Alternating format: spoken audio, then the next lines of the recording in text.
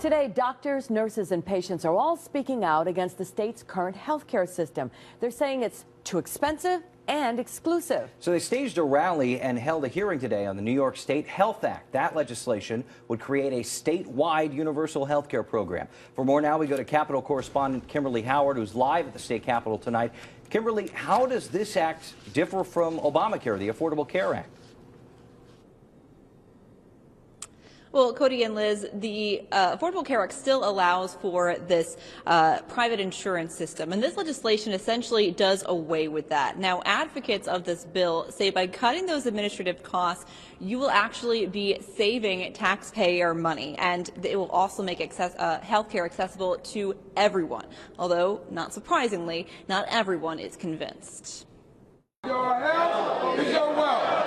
Doctors, nurses, patients, and lawmakers calling for a complete overhaul of the state's healthcare system. The New York Health Act would replace insurance companies and all the premiums, deductibles, and copays that go with them. Health insurance companies in New York State would find something else to do. Taxpayers would ultimately foot the bill if the state-run system was put in place, but advocates say people would actually save money because there would no longer be overhead or administrative costs. The system would also give everyone access to the doctor and medicine they need. This will even out the playing field because everyone needs health care. It would be funded as it should be by broad-based assessments that are based on ability to pay. One assemblyman argued that those assessments could translate to businesses shouldering a lot of the cost. Are you concerned of it getting the support?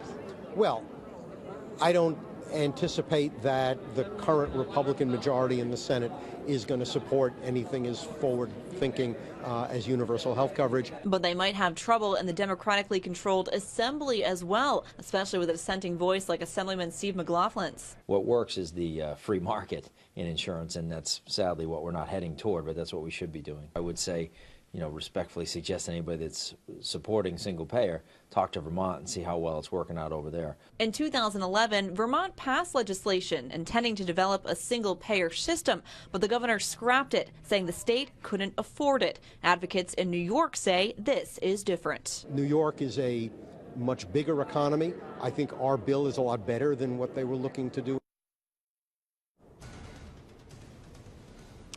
Gottfried, who introduced this bill, who's sponsoring this bill, says it could be weeks before it's officially introduced here on the assembly floor. And then, of course, he points to the long battle in the Senate and then eventually to the governor's desk. Coming up at 6:30, we speak with a few people who this legislation directly impacts, why they say New York should be the first state with a single payer system. We're live at the Capitol. Kimberly Howard, CBS 6 News.